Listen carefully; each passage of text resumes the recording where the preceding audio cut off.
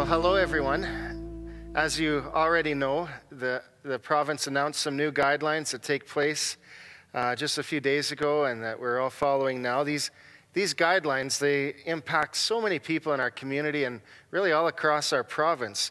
Schools and businesses and families and volunteer organizations and sports groups and of course churches too. I think we all understand that we're all in this together right now and we're all making adjustments as we respond to this.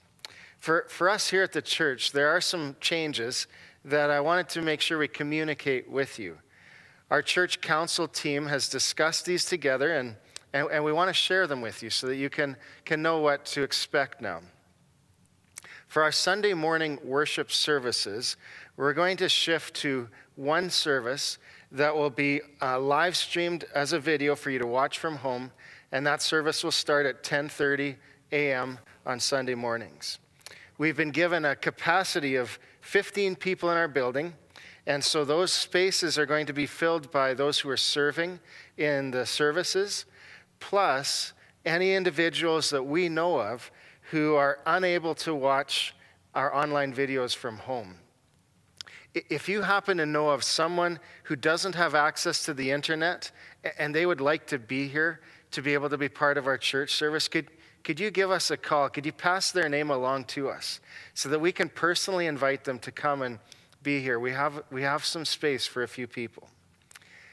You know, we have a group of about 120, maybe even up to 150 people from our church who have been watching our services online at home already. You've been doing that. And so for you, this isn't a big change. For those of you who have been attending our services in person, then this is going to be a temporary change for the next few weeks. We've been told that these guidelines are going to be in place for the next 3 weeks or so, but I think we can all understand, we can all be prepared that they might end up going on longer than that. And if that's the case, then we're going to continue to move forward. We're going to seek God's help in all of our decisions and in all of our responses as a church. A couple other changes to just mention for you. All of those groups and those committees that have been meeting here at the church, those are now going to shift online. As well, our Bethel youth group will have an online event this upcoming Friday on May 7th, and then they're going to take a break for the rest of the spring. That will also allow Pastor Chris and his family to prepare for the exciting arrival of a new baby that's coming in the next few weeks for them. You know, even with all these changes and all these things that we're adjusting to, I just really want to let you know that I'm excited for this next series of sermons that we're going to start this Sunday. You and me. This series on relationships. This is a good time to focus on our relationships and just that gift that they are to all of us. I'm especially looking forward to this Sunday as we honor mothers, as we celebrate the God-given role of mothers in our lives. We're going to hear from our two pastors' wives, from Coralie and also from Brianne, as they share different parts of their own testimony and some of those things that God has taught them as mothers. I think we're going to have a great Mother's Day service this weekend, and I'm looking forward to it. You know, before I finish, I want to just share just a little more personally with you for a few minutes. You know, when I heard those latest guidelines that were announced on Tuesday, I just immediately had a heavy burden for so many people. I know that there are some families who are going to find it really challenging to adjust to having kids at home instead of at school. I know some business owners who are barely getting by, and these guidelines are really challenging for them. I thought of some people in our community who lead volunteer organizations and sports teams and those things, and now those things aren't going to be happening. I thought of the other churches around us, and I thought of how all of this impacts children and teenagers and those who are living alone and those who are already struggling with anxiety or depression or discouragement. I thought of those people who are facing stressful changes at work. Some people are working more hours than they've ever worked before, and some people are working a lot less hours. And they're dealing with a reduced income and with some financial challenges. Of course, I also thought of the strain and the stress that this puts on our relationships with our friends and with our family. Some people haven't seen their loved ones in a really long time. A lot of this, it ends up adding extra conflict, extra disagreements, even sometimes between family members. So this is all hard stuff. And so I want you to know that our church is here to help. I want to ask each of you, as members of our church, to be reaching out to anyone that you know of who may be having a hard time right now. Pick up the phone and talk to them. Just swing by and drop off a gift to encourage them. You can still spend some time one-on-one with somebody outside together. Let's just do whatever we can right now to be a blessing to others, especially any who we know who are kind of having a tough time right now. You know, recently I heard another pastor talk about some verses from Psalm chapter 32. Verse 7 in Psalm 32 is the psalmist speaking to God, and here's what he says. He says, "You are my hiding place. You will protect me from trouble and surround me with songs of deliverance." You know, when he says that God is his hiding place, he means that God has become his place of safety and security.